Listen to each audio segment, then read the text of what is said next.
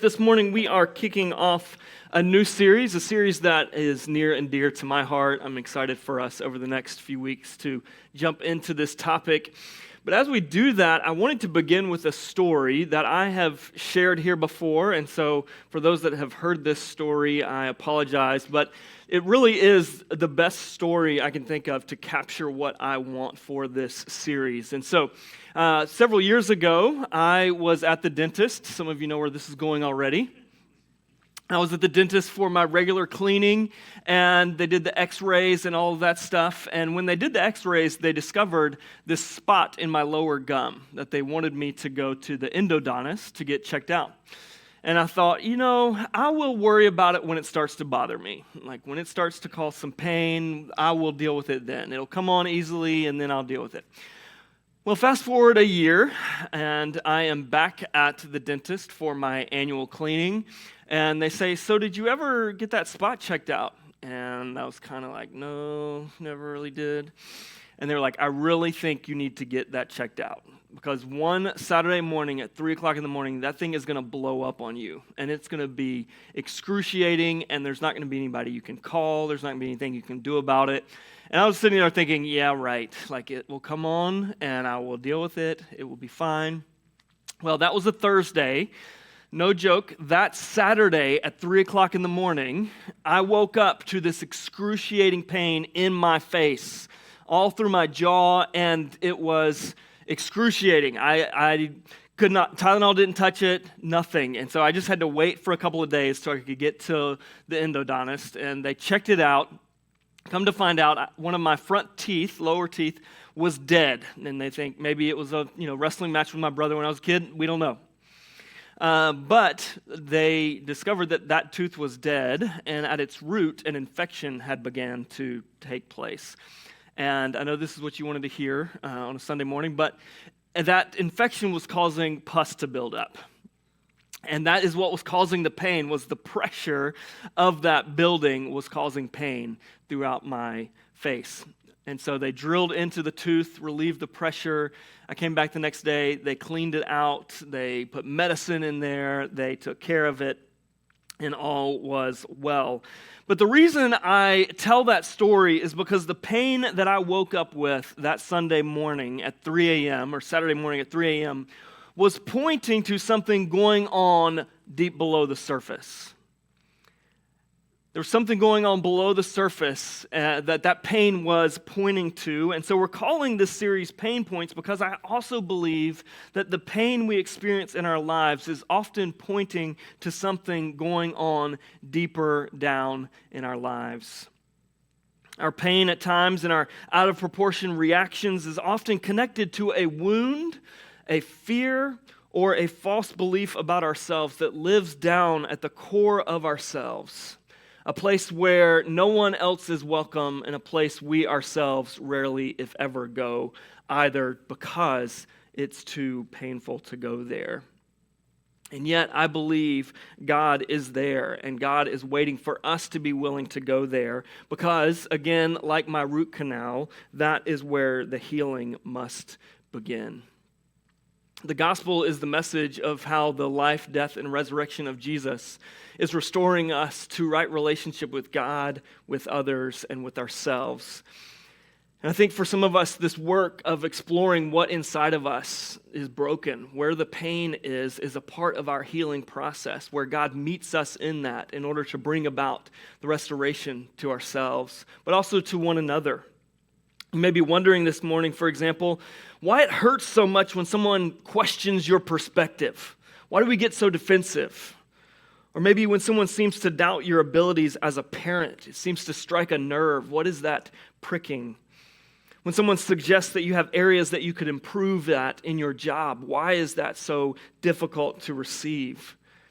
Maybe when someone doesn't consider your feelings or your time when they make an ask of you or they make a decision without consulting you, why does that hurt so much? Maybe you've wondered why you respond so strongly simply when your wife asks you to take out the trash. And you're like, what are you implying? Why do we respond so strongly when we're overtaken with fear of not doing well, maybe in school or an internship or a residency? What feels like it's at stake? What is so scary. And so this series, we're going to be doing this work, and we're going to begin with how do we get down to what that pain is ultimately pointing to. We're going to look at what obstacles there are to this work and how we can get over them. We're going to look at what do we do once we identify these wounds, fears, and false beliefs. What do we do with that information? And then lastly, how do we use this knowledge to now heal and improve our relationships? Knowing that for many of us, these things that are deep below the surface are impacting our relationships with our parents or our kids or our spouse or friends, coworkers, employees, maybe people in our small group, different things. And so as we begin this series, I want to begin by looking at a man in Scripture who helps us see who we become when we do not pay attention to this pain. Who do we become when we choose not to deal with this pain? I think many of us kind of treat our pain like I did my tooth issue, where we kind of think, well, when it begins to affect my life, then I'll deal with it. When in fact, oftentimes it blows up in our lives before we really know what is going on. And so we want to look at King Saul as someone who did not pay attention to his pain and what that did. King Saul was a man in pain, and that pain was wreaking havoc in his life. For those that are maybe unfamiliar, King Saul was the first king of Israel. Up until this time, before Saul, Israel had not had a king because God was their king. And God would anoint judges to rule over his people.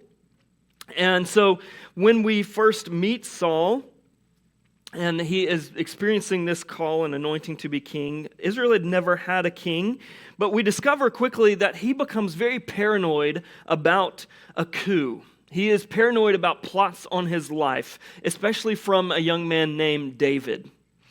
And the story that we read during scripture reading just shares a small snippet of how his pain was driving his life. That he lived with this paranoia that everyone was conspiring against him, that they were going to betray him, and it drives him to make these outrageous accusations, these demands that whole families of priests be killed. He is erratic, he is unpredictable, he is angry, and he is deeply afraid. But this didn't come out of nowhere for Saul. When we look at his story, we see that this was tied to things earlier in his life, things going on that indicate a fear that he lived with. Before Saul, as we said, there had not been a king in Israel. And so Israel demands at some point that they be like every other nation, that they want a king and they want to be like every other nation. And so they demand that the judge and prophet Samuel anoint a king over Israel. And the first time we meet Saul is in 1 Samuel 9, where he is described as, quote, an impressive young man. The prophet Samuel first meets Saul when Saul is out looking for his father's donkeys. His donkeys have wandered off, and so he is out looking for them, and Saul goes to Samuel as this prophet, the seer, to ask, hey, where should we go look for our donkeys? Samuel sees Saul, and when he first sees him, he declares this in 1 Samuel 9. I am the seer, Samuel answered. Go up ahead of me to the high place and eat with me today. When I send you off in the morning, I'll tell you everything that's in your heart. As for the donkeys that wandered away from you 3 days ago, don't worry about them because they've been found. And who does all Israel desire but you and all your families, your father's family? He's saying, don't worry about the donkeys, they've been found. Come and eat with me, and then tomorrow I'll tell you everything that you need to know. And by the way, all Israel desires you and your family. Now, it's a little cryptic. It's unclear what he's talking about here, but Saul hears the praise in this and kind of thinks, who am I that you would speak this over me? And so Saul responds this way. He says, am I not a Benjaminite from the smallest of Israel's tribes? And isn't my clan the least important of all the clans of the Benjaminite tribe? So why have you said something like this to me? Saying, I am not worthy of these statements. But either Saul is being extremely humble, or there's something else going on here. As the story goes on, a few days later, Samuel calls together the people of Israel to anoint its new king. And he gathers all the tribes together, and he calls the Benjaminite tribe to come forward. And then from the Benjaminite tribe, he calls forward the clan of Matrite. And then from the clan of Matrite, the family of Kish. And Saul is the son of Kish. And so when he goes to anoint Saul as the king, they could not find him. He was nowhere to be found. And they thought, well, maybe he's not here yet. And so the King James Version puts it this way. I love the way it says this in 1 Samuel 10:22. Therefore they inquired of the Lord further, if the man should yet come thither. And the Lord answered, behold, he hath hid himself among the stuff. Hid himself among the stuff or the supplies or the baggage. In other words, Saul was nowhere to be found, so they sought the Lord, and the Lord's like, he's over there hiding. Now, we don't know Samuel's thoughts. We don't know his interior world. But his actions and his words seem to suggest not just a humility, but a deep belief that he is too inferior or insufficient for this role. That he is not a good choice for this role. And as we fast forward through Saul's life, we see him make decisions over and over again out of fear of being exposed as a bad leader, rather than making the courageous decisions that demonstrate his trust in God. In other words, he's on this mission of image management, not to be exposed as being insufficient for this task. Well, then David comes on the scene, and Saul is now tortured by his obsession of being compared with David. Saul's military exploits are compared with David's exploits, and he is just furious by the ways that it exposes him as inferior to David. And so it drives him to make attempts to kill David. And when David has just proven to be loyal again and again, he is constantly skeptical that David is after his life. But because of this deep fear of inadequacy or inferiority of some sort, it drives him to behave in ways that compound the pain in his life. In particular, one of the ways that this compounds to pain in his life is out of this great fear of David taking his throne, he makes these attempts on his life. But Saul's son Jonathan, makes a vow with David because he has become good friends with David to protect David and vows to warn him of his father's murderous attempts on his life. And so Jonathan has made this vow with David, and Saul discovers this and finds it to be the most atrocious act of betrayal imaginable. And this only exacerbates Saul's insecurity, his paranoia of betrayal, and his violence. We see this alluded to in this week's passage. He said in chapter 22, verse 7, Saul said to his servants, listen, men of Benjamin, is Jesse's son, talking about David, going to give all of you fields and vineyards? Do you think he'll make all of you commanders of thousands and commanders of hundreds? That's why all of you have conspired against me. Nobody tells me when my own son makes a covenant with Jesse's son. None of you cares about me or tells me that my son has stirred up my own servant to wait in ambush for me, as is the case today. So we see this pain leads him to make all kinds of false accusations. But not only that, it leads him to see himself as the complete victim of everyone else's actions, ultimately leading him to make threats on people's lives. In particular, we see that he calls the priest Ahimelech to him. In verse 13, it says, Saul asked him, why did you and Jesse's son conspire against me? You gave him bread and a sword. And by the way, if this is Goliath's sword that he's giving to David, I feel like David has a right to that sword. Just saying. And inquire of God for him, so he could rise up against me and wait in ambush, as is the case today. And Ahimelech replied to the king, who among all your servants is as faithful as David? He is the king's son-in-law, captain of your bodyguard, and honored in your house.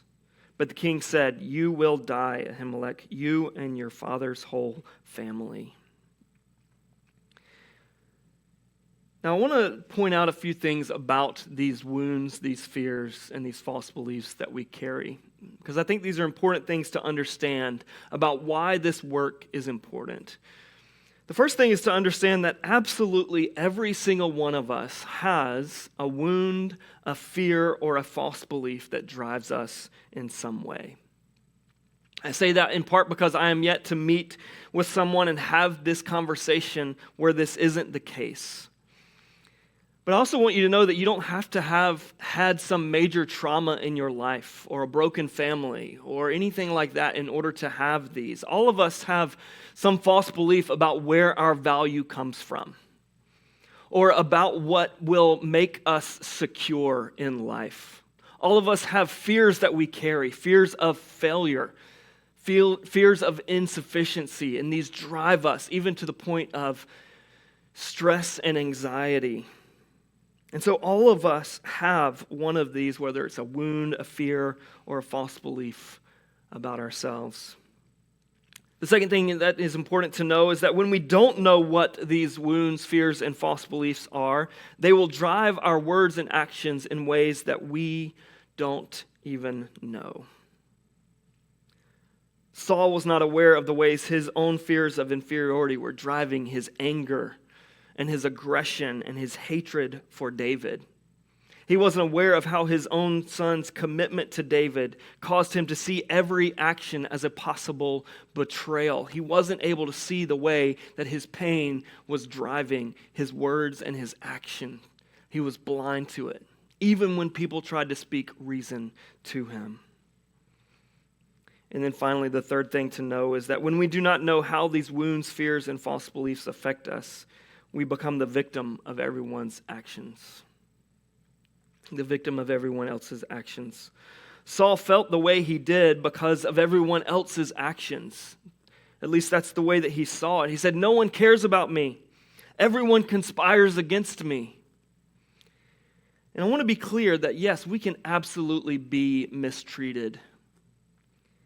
But does any of us want our words, our actions, and our feelings to be this easily controlled and manipulated? Do we want to be this susceptible to others? Until we know deep down why something hurts, we will make everyone in our lives the perpetrators of our pain. And so what I want to do with the time that we have remaining is I want to give you a tool for how we get to the root of the pain. How do we get to what that pain is pointing to deep down in our lives? And this is a tool that I've shared before on a Sunday. I've shared it with many of you in conversations, but through several conversations I've had recently, I've realized that maybe it would be helpful to revisit and really go in depth on a Sunday morning. And so this tool is a tool called the 5 Whys. And this tool originates in kind of an unusual place. It originates in Toyota automobile factories. And I kind of heard of this and kind of adapted it for my own purposes. But to give you the gist of it, it was a tool that Toyota developed in order to diagnose problems on their factory floors. And so the way that this would go is, let's say, for example, they were consistently seeing windshields delayed in installation. What they would do is they would go to the person responsible for installing windshields and they'd say, "Hey, why are you delayed in installing windshields?" And they might say something like, "Well, the person who's preparing the windshields is delayed." And that's not casting blame, but it's kind of going down the line. What's beneath that? And so then they would go to that person and say, "Hey, why are you delayed in preparing the windshields?" And they might say, "Well, the deliveries are consistently delayed." So they would go to the delivery people and say, "Hey, why are you constantly delayed with windshields?" And they'd say, "Well, the manufacturer is delayed." And so they might go to the manufacturer and say, "Hey, why are you delayed in manufacturing the windshields?" And they'd say, "Well, because there's a shortage of raw materials." And the point being, by the time you've gotten to the 4th or 5th why, you've answered your first question, which is, why are we delayed in installing windshields? Well, it's because there's a shortage of raw materials. Now, you could replace this guy on the assembly line all day long, but it's never going to address the root issue. But now that they know the root issue, they can go and say, okay, maybe we need more suppliers. Maybe we need to find some more raw materials. And so you can actually address the issue at the heart of it. And as I began to look at my own life and realizing that there were areas of consistent pain, feelings I was running into again and again, or pressures I was feeling, or fears that I was having, that I was running to again and again, and nothing seemed to be addressing it, I began to wonder, what's underneath that? What can I do to get at that? And more importantly, how do I invite God into this work to help me see and understand what's going on at a deeper level? And I began to wonder, is this something we see in Scripture? Are there tools, are there resources in Scripture? And lo and behold, we see that this is something David does quite often in his Psalms. To give you an example, Psalm 139, verse 23, he says, "Search me, God, and know my heart. Test me and know my concerns. See if there is any offensive way in me. Lead me in the everlasting way." This process of examination is something, yes, we invite God to do, but we invite God to help us understand what's going on as well. And I think for some of us, maybe you find yourself this morning in a place of stagnation in your faith. It seems like you're not growing. It seems like God is distant. And I wonder if a part of that is because God is at the root of whatever is causing your pain. And until you're willing to go there and meet God, it's going to be really difficult to connect with Him. And so I'm wondering for you, maybe the next frontier in the journey of your faith is to go into our interior worlds and to do some of this investigative work. I want to share with you how I go about this to give you some really practical steps in doing this. And so what I've done is I've put together a tool that I'm going to give you a QR code for that takes you to this PDF that you can download as a tool to go through and to work through the 5 whys in your own life. But I wanted to share that typically for me, what this looks like is sitting down on a day where I have a little bit of quiet. For me, that's Monday mornings.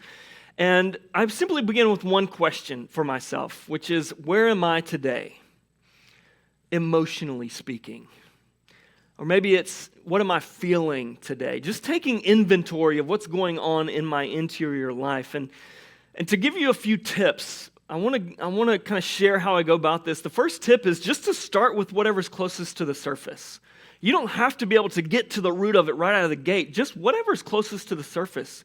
Maybe you're feeling some anxiety about something going on at work, and it's right there at the surface. Or maybe there's something that you're feeling fearful of, or maybe there's something that you're feeling some frustration around. These things aren't necessarily hard to get at. Sometimes they're right at the surface. Or maybe for you, you feel numb. That's something I hear a lot. That's something I feel at times, is just feeling numb. And what's interesting about that is we think that means we don't feel anything, and yet we talk about it like a feeling. So what that means is typically there are so many things swirling below the surface that it's too much to feel all of them, and so it's just best to feel nothing. And so I want to share with you guys a real example from my own kind of reflection of me walking through this with something I was dealing with. This comes from September of 2021, and I was writing this and kind of asked the question, where am I today? And my response was, I'm feeling numb. There's too many things swirling to feel them all. I'm feeling exhausted by lots of heavy conversations. I'm feeling pressure around decisions to be made. At that time, we were moving into the IMAX for the first time, and so making decisions about what setup and teardown was going to look like. Were we going to have to go back to trailers, which sounded terrible? But most painful was the frustration I was feeling when it came to my kids fighting. I was feeling frustration about why I couldn't fix it and why it wasn't getting better. And so in this process, I begin with this, where am I today? I feel numb, I feel frustrated, and typically I kind of try to put my finger on which one of those is the strongest. And so I might say, why do I feel so frustrated about this? Why do I get so upset with them? And in my honesty in the moment, this is what I said. I said, because their arguing is intolerable. And so my second tip for you is, as you're doing this work internally, follow what lights up. As you think about kind of a brain scan, for example, and when somebody is pinched, there's a part of their brain that lights up, right? when you place yourself back in that position, so for example, when I place myself in that situation where my kids are arguing and I can't stop it, I can't seem to fix it, what am I feeling in that moment?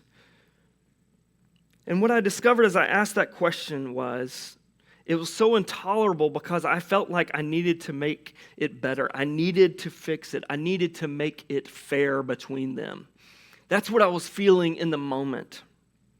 And so then I'll ask, why do I feel that? And that might be a question of, why do I feel that? Or what am I afraid of happening if I can't fix that? Or, why did that make me do X, Y, or Z? But kind of following that down. And the third tip is that you're on the right track when you're getting to feelings that you don't want to say out loud. As you dig deeper, you're going to start running into some things that you don't really want to acknowledge, either because they are too painful, maybe they feel silly or foolish. But there's a reason we don't typically get to this place, is because it's too painful of a place to go. But I wanted to share with you what it looked like for me to hit that point in this process. And so I wrote, why do I feel like I need to inject fairness or fix their fighting? And my answer was, because I feel that a good dad would be able to manage this better. And my inability to manage therein confirms my fear of being a bad dad. It's a really hard thing to say out loud, to acknowledge that is functioning deep below the surface, that fear. But once you name that, you can quickly begin to understand why any moment which might confirm that fear would be very difficult emotionally. Why it would be so intolerable. It's because it wasn't about them fighting, it was because of what it seemed to confirm to be true about me, which is that I was a bad father. Now, I don't believe that that's true. Yes, I have room to grow, but only once we begin to name those kinds of things can we begin to speak truth to them and live free of them and live in a way that I can see that and say, okay, I don't have to fix this because I need to prove to myself that I'm a good father. And so it gives a little bit of freedom. And then the fourth tip and most important thing is that the goal in this is finding out what is going on inside of you, not who else is to blame. It would have been easy in those moments for me to say, it's their fault. If they would just stop arguing, then I wouldn't feel this way. But the truth is, every time they argued, I would be right back under control of that frustration and that anger because I haven't dealt with what the actual issue is. And so the goal is understanding what made you react so strongly so that you can be free of its power over you, regardless of who else may be involved. One of the questions I often get is, how do you know when to do this? And I think the easiest answer is anytime that you have a feeling that you don't understand. Whenever you're feeling something really intensely, it's a time to dig in. What's going on deeper down? Maybe it's paying attention to kind of anxious feelings. I think our bodies kind of manifest anxiety at times. And so it begins to be something where we begin, why am I feeling this way? What's going on below the surface that's bringing this pressure or this fear or this uncertainty? As we close out this morning, I wanted to share the story of someone who in our church went on this journey, and then we walked through this together. And this is a story from Fiona Castorina. Fiona had asked her if I could share this story because I think it is such a powerful example of doing some of this really hard work, but also the healing that can come at the other side of it. Fiona had come to me, and Fiona's been with us for about 6 years. She served in our Kids City team. She served in guest services. But one day she came to me, and she began to share very tearfully the invisibility that she felt with her coworkers, who seemed to have really no appreciation for her and the role that she played as a school counselor. She felt forgotten when recognition was handed out, and in her gentle, quiet spirit was not one to demand that recognition. As we began to pull back layer after layer, we followed that pain below the surface of her life, connecting dots in her life that had never been consciously connected, but subconsciously were inflicting pain. She shares feeling unappreciated and unseen and carried this deep, deep fear of being forgotten. She carried this into many environments in her life, often driving her to experience the thing she dreaded most, which was rejection. As Fiona and I talked and pressed more deeply into this great fear, and to begin to talk about how this related to God, she expressed similar insecurities about God, and we put our finger on the root of it all when she said, "I'm afraid that even God has forgotten me." With that moment, the pain of years of her life had swirled around this painful fear that had never been named. But after identifying this fear, we began to talk about how she could use her own pain to help others who might struggle in similar ways. The truth is, no one knows what it's like to struggle with feeling forgotten like someone who has struggled with feeling forgotten. And I have to tell you, I've been very proud of Fiona as she has done this work in her. Because since then, Fiona has really turned that personal revelation into a mission. And it has been incredible to see how Fiona, doing this hard emotional work, has not only brought healing for her, but has also helped others to experience healing as well. The gospel, we said, is the message of how the life, death, and resurrection of Jesus is restoring us to right relationship with God, with others, and with ourselves. And the powerful thing about Jesus is that Jesus was God's way of going to the very root of the issue. That yes, the law that he gave us, it treated the symptoms, but it didn't get to the heart. What we needed was Jesus to address the sin and brokenness at the core of us. And this process is meant to help us bring understanding of the brokenness in us. What's going on deep in our lives so that we can be restored in ourselves, but also restored in our relationships with one another and with God.